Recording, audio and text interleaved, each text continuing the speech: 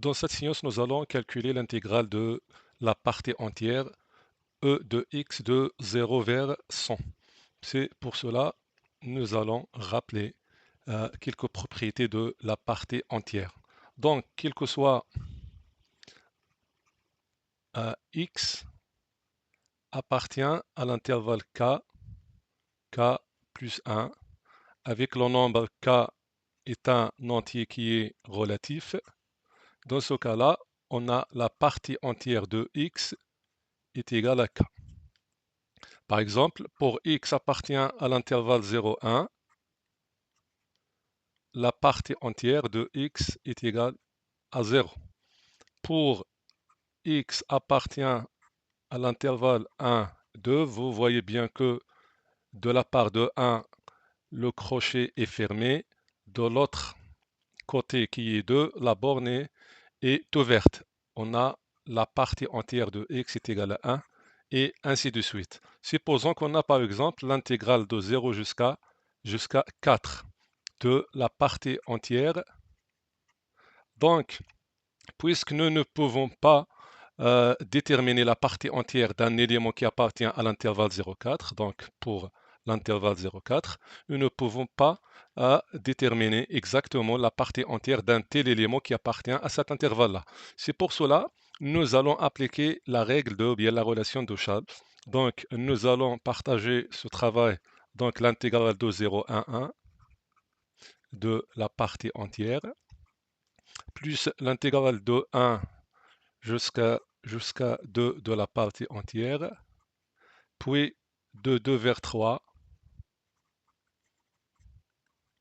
et enfin de 3 à 4, toujours de la partie entière.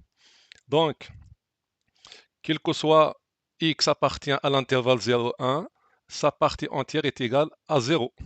Donc, dans ce cas-là, on obtient l'intégrale de 0 vers 1 de 0 d de x.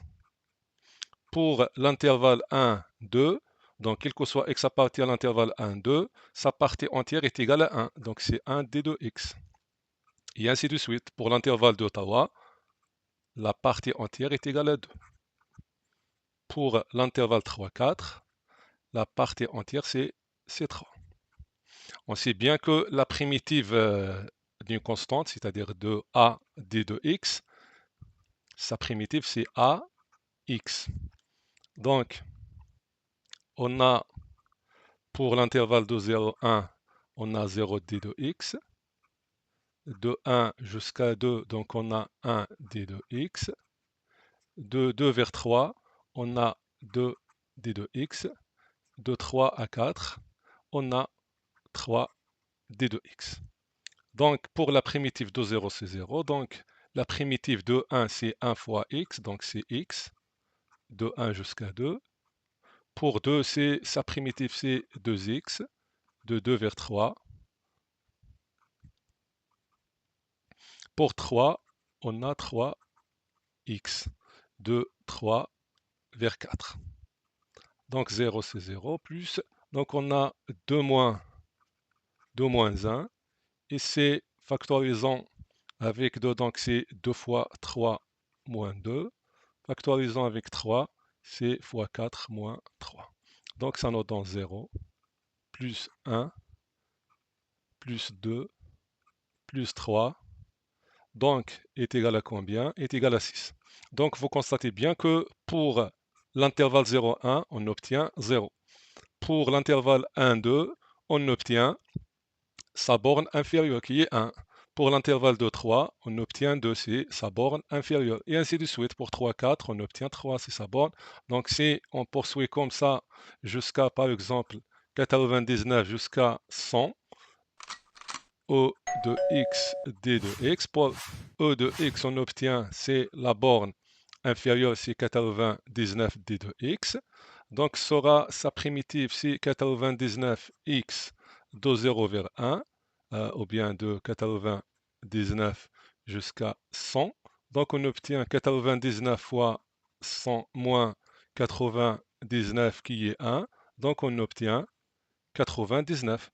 Donc comme on a, donc c'est-à-dire que l'intégrale de 0 vers 100 de la partie entière, ça nous donne 0 plus 1 plus 2 plus tawa plus jusqu'à 99. Donc c'est une somme qui est ordinaire, qui est égale 99 plus 1, c'est 99, plus 1 divisé par 2 fois le nombre de termes. Le nombre de termes de 1,99, c'est 99. Donc c'est 99 fois 100 divisé par 2, c'est-à-dire c'est le premier terme plus le dernier terme divisé par 2 fois le nombre de termes. Le nombre de termes, c'est 99 moins 1 plus 1, c'est-à-dire 99. Donc, c'est 99 fois 100 divisé par 2. Donc, c'est 99. 100 divisé par 2, c'est 50. Donc, on a 99, 100. Par exemple, supposons qu'on a 100 fois 50. C'est-à-dire on a 50 100 fois. Ça nous donne combien? Ça nous donne 5000. Pour 99, donc, on va, ou bien on doit retrancher, ou bien soustraire une 50. Donc, retranchant 50 de 5000, c'est 4950. Donc, notre intégrale, 0 de 0 jusqu'à 100 de la partie entière, c'est 4950. Maintenant, nous allons calculer la même intégrale par une autre méthode, c'est de 0 vers 100 de la partie entière d de x. Donc, c'est l'intégrale de 0 vers 1 au de x d de x, et ainsi de suite, 1, 2, etc. au de x d de x, plus jusqu'à qu'on arrive à 99 jusqu'à 100 au de x d de x. Donc, on constate que cette intégrale-là, c'est une somme. C'est une somme k varie de 0 jusqu'à 99. Et qu'est-ce qu'on a? On a des intégrales, donc c'est une somme d'intégrales. Des intégrales de k vers k plus 1. Pourquoi? Parce que 0 c'est k, 1 c'est k plus 1.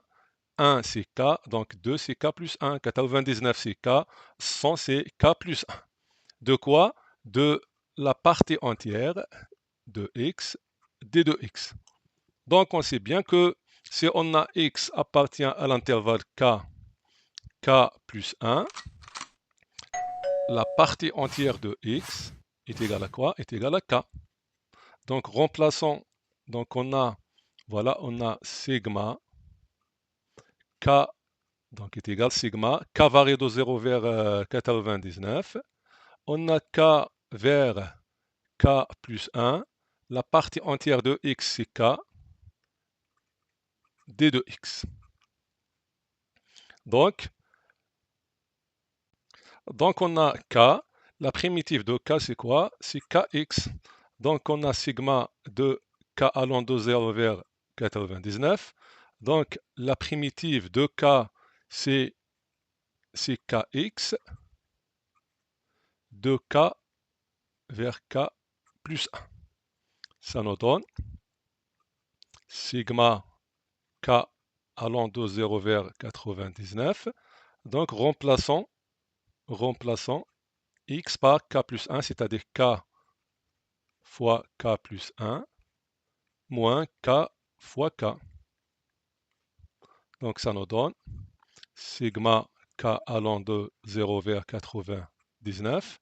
De quoi? K fois k, c'est k au carré, plus k moins k au carré. Donc on a k au carré moins k au carré. Donc il nous reste, c'est que l'intégrale de 0 vers 100 de la partie entière de x d de x est égale sigma de k allant de 0 vers 99.